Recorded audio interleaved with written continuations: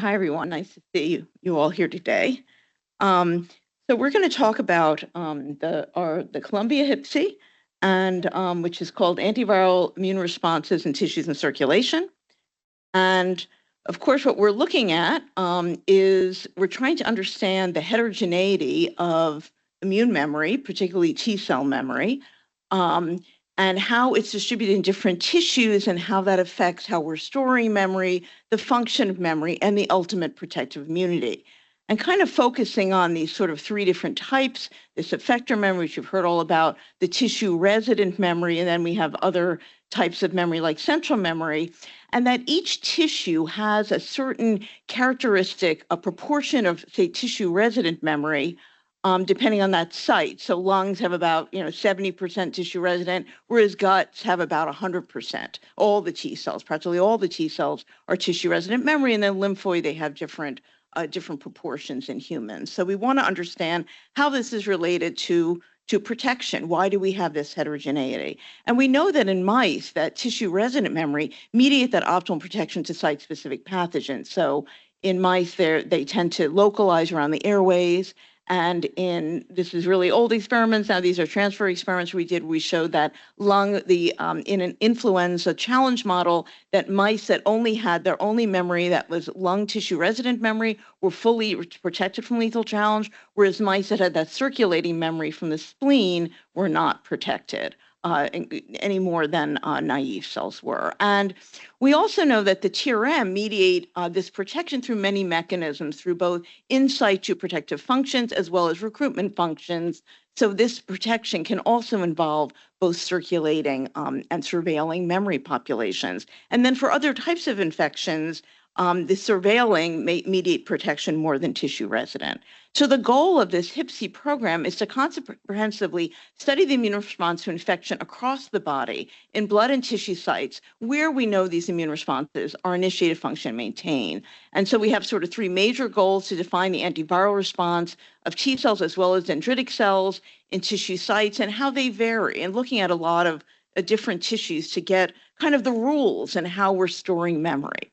And then establish single cell reference maps of T cell and well as dendritic cell homeostasis in response to viruses, vaccines across the body, and then ultimately determine the roles of this circulating and tissue resident immune response in antiviral immunity and ultimately in protection. And so the way sort of the source of these tissues is one I've talked about a lot in this room, and this is our organ donor resource that we set up over 15 years ago, initially from a challenge grant. Back when there was a problem, there was an infusion of money into NIH to address the problem. Remember, in the financial crisis of 2008 and 9, there was a challenge grant for high risk and ultimately high reward, and that's how this got started.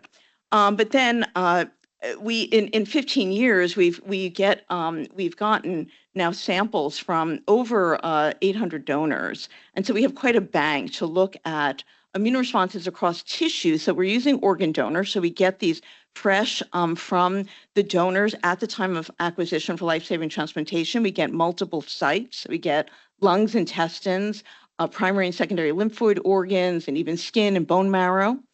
And so we get them from one individual. They're obtained, like I said, and we process them within hours. So we have live cells to do all sorts of analysis, including functional analysis. We're getting multiple tissues from one donor, so we can actually unambiguously define tissue-specific properties of these donors. And then we get them across all ages of human life, so we can do studies in space and time. These are all from the New York area, so the ones I'll be talking about are mostly adults here. And this is the ones that we get through collaborations with our local organ procurement organization. So these are all from New York. They're highly diverse, and we have all sorts of information like HLA type and serostatus that we can then use to analyze the antigens, the virus-specific memory. And so this is the organization. We then have, so it's really, everything's kind of centered around this tissue core.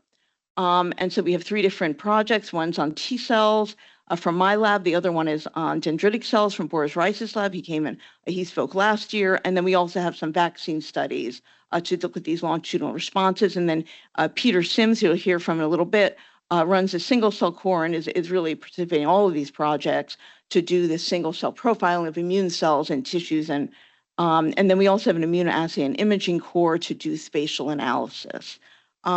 So what I'm going to talk to you today is what you'll hear about in our presentation are sort of the maintenance of protective function of T cell memory across sites to multiple viruses, but I'm going to show you some new data on Epstein-Barr virus, and then Peter will talk about our findings on induction of regulatory T cell memory to viruses and vaccines in tissues. And then there's different posters on dendritic cells and NK responses that you'll see tomorrow. And then you did hear Yufeng's and then you heard our flash talk. So we're also our center is involved in a lot of technology and also computational analysis to better understand that TCR ligand interaction.